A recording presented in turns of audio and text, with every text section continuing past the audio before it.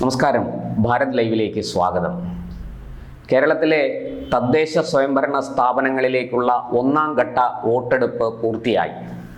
ഏറ്റവും ഒടുവിലത്തെ കണക്ക് പുറത്തു വരുമ്പോൾ 70.90 ആണ് പോളിംഗ് ശതമാനം. ഏതാണ്ട് 71% എന്ന് നമുക്ക് കൂട്ടാം. ഈ 71% എന്നുള്ളത് സമീപകാലത്തെ മികച്ച പോളിംഗ് ആണ് എന്ന് വിലയിരുത്തപ്പെടുന്നു. തിരുവനന്തപുരം, കൊല്ലം, ആലപ്പുഴ, പത്തനംതിട്ട, കോട്ടയം, ഇടുക്കി, എറണാകുളം ജില്ലകളിലാണ് പോളിംഗ് ഒന്നാം ഘട്ട വോട്ടെടുപ്പ് നടന്നത്. ഈ ഒന്നാം ഘട്ട വോട്ടെടുപ്പിനെ സംബന്ധിച്ച് ചില്ലറ അസ്വാരസ്യങ്ങളൊക്കെ ഉണ്ടായി. ചില സ്ഥലങ്ങളിൽ ചെറിയ തോതിൽ സംഘർഷങ്ങൾ ഉണ്ടായി, അല്ലെങ്കിൽ സംഘർഷ സാധ്യതകൾ ഉണ്ടായി എന്നതൊഴിച്ചാൽ പൊതുവെ സമാധാനപരമായിരുന്നു. തിരുവനന്തപുരത്ത് നഗരസഭയ്ക്ക് കീഴിൽ, തിരുവനന്തപുരം കോർപ്പറേഷന് കീഴിലെ വഞ്ചിയൂർ വാർഡിലാണ് കള്ളവോട്ട് ആരോപണം ഏറ്റവും ശക്തമായി ഉയർന്നത്. ഇത് CPM-നെ സംബന്ധിച്ചിടത്തോളം അഭിമാന പോരാട്ടമാണ്. വഞ്ചിയൂരിൽ തോറ്റാൽ, നഗരസഭ ജയിച്ചാൽ പോലും അവർക്ക് നാണക്കേട് കൊണ്ട് തല ഉയർത്തി നടക്കാൻ കഴിയില്ല. അതുകൊണ്ട് തന്നെ CPM അവിടെ എന്ത് വില കൊടുത്തും വിജയം സ്വന്തമാക്കാൻ ശ്രമിക്കും എന്നുള്ള കാര്യം എല്ലാവർക്കും അറിയുന്നതാണ്. BJP ആണ് അവിടെ മുഖ്യ എതിരാളി CPM-ന്റെ. അവർ CPM കള്ളവോട്ട് ചെയ്തു എന്ന ആരോപണം വ്യാപകമായിട്ട് ഉയർത്തുന്നുണ്ട്. ആദ്യം 100 കള്ളവോട്ടുകൾ ചെയ്തു എന്ന് പറഞ്ഞ BJP പിന്നീടത് 200 എന്ന സംഖ്യയിലേക്ക് ഉയർത്തി. എന്തായാലും അതിനെ സംബന്ധിച്ച് വലിയ വിവാദങ്ങളിലേക്ക് പോവുകയാണ്. അവിടെ റീപോളിംഗ് ആവശ്യപ്പെട്ട് BJP തെരഞ്ഞെടുപ്പ് കമ്മീഷന് പരാതി കൊടുക്കും എന്നാണ് ഏറ്റവും ഒടുവിൽ ലഭിച്ച വിവരം. പരാതി കൊടുത്തിട്ടുണ്ടോ, ഇന്നലെ രാത്രി വൈകി പരാതി കൊടുത്തിട്ടുണ്ടോ എന്ന് നമുക്ക് ഇതുവരെ വിവരം ലഭിച്ചിട്ടില്ല. എന്തായാലും ജില്ല തിരിച്ചുള്ള കണക്കുകൾ ഞാൻ പറയാം. തിരുവനന്തപുരം 68.5. തിരുവനന്തപുരത്താണ് ഈ 7 ജില്ലകളിൽ ഏറ്റവും കുറവ് പോളിംഗ് നടന്നത്. അതുപോലെ തിരുവനന്തപുരം നഗരസഭയിൽ 58 ആണ് തിരുവനന്തപുരം നഗരസഭയിൽ കോർപ്പറേഷനിലേക്ക് നടന്ന പോളിംഗ്. കഴിഞ്ഞ തവണ ഇത് 59% ഉണ്ടായിരുന്നു. അതുപോലെ കൊല്ലത്ത് 69.32, പത്തനംതിട്ട 65.81, ആലപ്പുഴ 72.65, കോട്ടയം 69.62, ഇടുക്കി 70.13, എറണാകുളം 73.26. എറണാകുളത്താണ് ഏറ്റവും കൂടുതൽ പോളിംഗ് രേഖപ്പെടുത്തിയിരിക്കുന്നത്. എന്തായാലും ഈ അന്തിമ കണക്കുകളിൽ ചെറിയ വ്യത്യാസം വരാൻ സാധ്യതയുണ്ട് എന്ന് തെരഞ്ഞെടുപ്പ് കമ്മീഷൻ പറയുന്നു. സ്ത്രീകൾ ധാരാളമായിട്ട് വോട്ട് ചെയ്തിട്ടുണ്ട്. പതിവ് പോലെ തന്നെ പുരുഷന്മാരും വോട്ട് ചെയ്തിട്ടുണ്ട് നല്ല രീതിയിൽ. ട്രാൻസ്ജെൻഡേഴ്സും അതുപോലെ വോട്ട് ചെയ്തിട്ടുണ്ട്. എന്തായാലും ഈ ഉയർന്ന പോളിംഗ് ശതമാനം എന്തിനെ സൂചിപ്പിക്കുന്നു എന്ന ചോദ്യമാണ് ഉയരുന്നത്. തീർച്ചയായിട്ടും പോളിംഗ് ശതമാനം ഉയരുന്നത് LDF-നെ സംബന്ധിച്ച്, CPM-നെ സംബന്ധിച്ച് ഒരു നല്ല കാര്യമാണ് എന്നെനിക്ക് തോന്നുന്നില്ല. ഇതുവരെ നടന്ന ഏത് തെരഞ്ഞെടുപ്പുമാകട്ടെ, ലോക്സഭ, നിയമസഭ, തദ്ദേശ സ്വയംഭരണം തുടങ്ങി എവിടേക്കുള്ള തെരഞ്ഞെടുപ്പാണെങ്കിലും ശരി, പോളിംഗ് ശതമാനം ഉയരുമ്പോൾ അത് LDF-ന് ഗുണം ചെയ്യില്ല എന്നാണ് നമ്മുടെ ഇതുവരെയുള്ള ചരിത്രം. അവിടെയൊക്കെ UDF അല്ലെങ്കിൽ BJP ആണ് മുന്നേറാൻ സാധ്യത എന്ന് പൊതുവെ വിലയിരുത്തപ്പെടുന്നു. തിരുവനന്തപുരം നഗരസഭയിൽ നമുക്കറിയാം, മത്സരം LDF-ഉം BJP-യും തമ്മിൽ നേരിട്ടായിരുന്നു.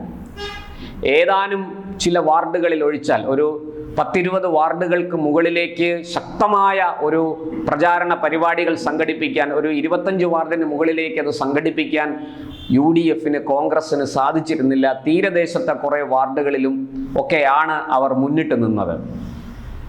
അങ്ങനെ നോക്കുമ്പോൾ മത്സരം BJP-യും CPM-ഉം തമ്മിലായിരുന്നു. ഇവിടെ പോളിംഗ് ശതമാനം കൂടിയാൽ അതിൻ്റെ അർത്ഥം BJP-ക്ക് ഗുണം ചെയ്യും എന്നാണ്.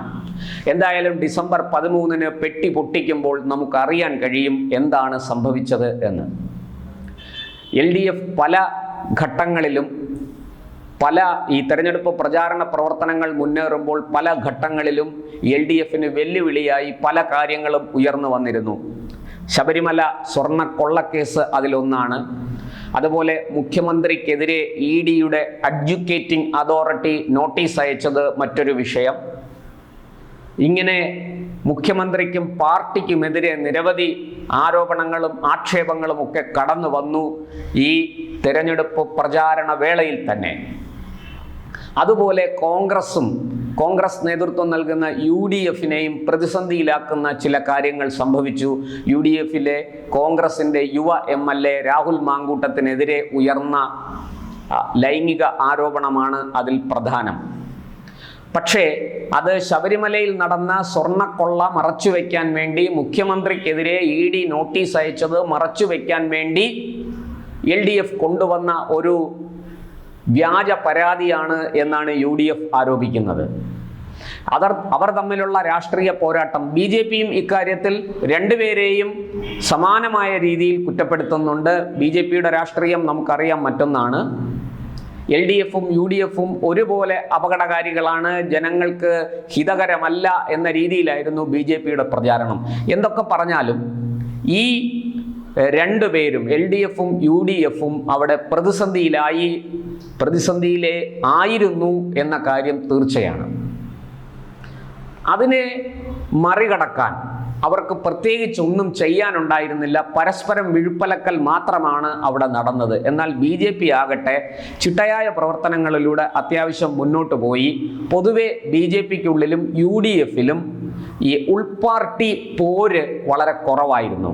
തുടക്കത്തിൽ സ്ഥാനാർത്ഥി നിർണയത്തിൽ BJP ക്യാമ്പിൽ ചില്ലറ അസ്വാരസ്യങ്ങളൊക്കെ ഉണ്ടായി, അസ്വസ്ഥതകളൊക്കെ ഉണ്ടായെങ്കിലും വളരെ പെട്ടെന്ന് അത് പരിഹരിച്ച് മുന്നോട്ട് പോകാൻ അവർക്ക് സാധിച്ചു. UDFിലാകട്ടെ ഇക്കുറി അങ്ങനെ ഒരു സംഭവമേ ഉണ്ടായില്ല. പതിവിന് വിപരീതമായിട്ട് UDF കോൺഗ്രസ് ഒറ്റക്കെട്ടായി സ്ഥാനാർത്ഥി നിർണയം പൂർത്തിയാക്കി മത്സര രംഗത്തേക്ക് കടന്നു വന്ന കാഴ്ചയാണ് നമ്മൾ കണ്ടത്. പക്ഷേ അവർക്ക് മിഷനറി ഇല്ലായിരുന്നു, വേണ്ടത്ര ഹ്യൂമൻ റിസോഴ്സ് ഇല്ലായിരുന്നു. അതുകൊണ്ട് തന്നെ പ്രചാരണത്തിൽ അവർ ഒരല്പം പിന്നാക്കം പോയി എന്നുള്ളത് സത്യമാണ്.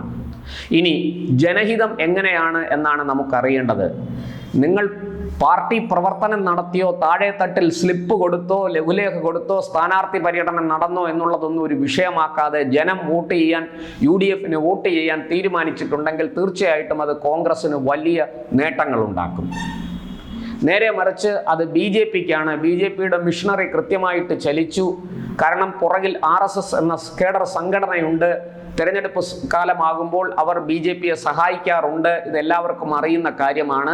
അങ്ങനെയെങ്കിൽ ജനം BJPയെയാണ് സ്വീകരിച്ചതെങ്കിൽ ഒരു പക്ഷേ തിരുവനന്തപുരം നഗരസഭയുടെ ഭരണം തന്നെ മാറി മറിഞ്ഞേക്കും. തിരുവനന്തപുരം നഗരസഭാ കൗൺസിലിൽ താമര വിരിയുന്നത് ഡിസംബർ 13 നമുക്ക് കാണാൻ കഴിയും. ജനമാണിതൊക്കെ തീരുമാനിക്കേണ്ടത്. അല്ല LDF തന്നെ മതി, ഞങ്ങൾ ഇതൊക്കെ സഹിച്ച് മുന്നോട്ട് പോയിക്കൊള്ളാം എന്നുള്ള ഒരു നിലപാടാണ് ജനത്തിനുള്ളതെങ്കിൽ മറിച്ചൊരു ജനവിധി വരാൻ സാധ്യതയില്ല. ഡീലിമിറ്റേഷനിലൂടെ വാർഡുകൾ പുനർനിർണയിച്ച്, വാർഡുകളുടെ അതിർത്തികൾ വെട്ടിമാറ്റി പുനർനിർണയിച്ച് തങ്ങൾക്ക് അനുകൂലമാക്കാനുള്ള ശ്രമം LDF നിരന്തരം നടത്തി വന്നു. അതിലവർ വിജയിച്ചു എന്നാണ് BJPയും UDFും ആരോപിക്കുന്നത്. അങ്ങനെയെങ്കിലും ആ ആരോപണം ശരിയാണെങ്കിൽ BJPയും UDFും ഭയക്കണം, LDFന് ഭരണ തുടർച്ച കിട്ടും എന്നാണ് പൊതുവെ വിലയിരുത്തപ്പെടുന്നത്. എന്തായാലും നമുക്ക് വൈകാതെ സത്യം അറിയാം. ശനിയാഴ്ച പെട്ടി പൊട്ടിക്കുമ്പോൾ, ഡിസംബർ 13 പെട്ടി പൊട്ടിക്കുമ്പോൾ അറിയാം ആരാണ് വിജയിക്കുന്നത്, ആരാണ് തോൽക്കുന്നത് എന്ന്. തിരുവനന്തപുരം നഗരസഭ ആര് ഭരിക്കും എന്നുള്ളത് ഡിസംബർ 13 രാവിലെ ഏതാണ്ട് ഒരു 11 മണിയൊക്കെ ആകുമ്പോൾ തന്നെ, അല്ലെങ്കിൽ ഒരു 12 മണിക്ക് ഉച്ചയ്ക്ക് മുമ്പ് നമുക്കറിയാൻ കഴിയും തിരുവനന്തപുരം നഗരസഭ ആര് ഭരിക്കും എന്നുള്ളത്. പൊതുവെ വിലയിരുത്തപ്പെടുന്നത് ആർക്കും ഭൂരിപക്ഷം കിട്ടാത്ത ഒരവസ്ഥ തിരുവനന്തപുരത്ത് 2015 ഉണ്ടാകാനാണ് സാധ്യത. LDF ഒരു പക്ഷേ ഏറ്റവും വലിയ ഒറ്റക്കക്ഷി ആയേക്കാം, അല്ലെങ്കിൽ BJP ഏറ്റവും വലിയ ഒറ്റക്കക്ഷി ആയേക്കാം എന്നാണ് ഏറ്റവും ഒടുവിലത്തെ വിവരങ്ങൾ നൽകുന്ന സൂചന.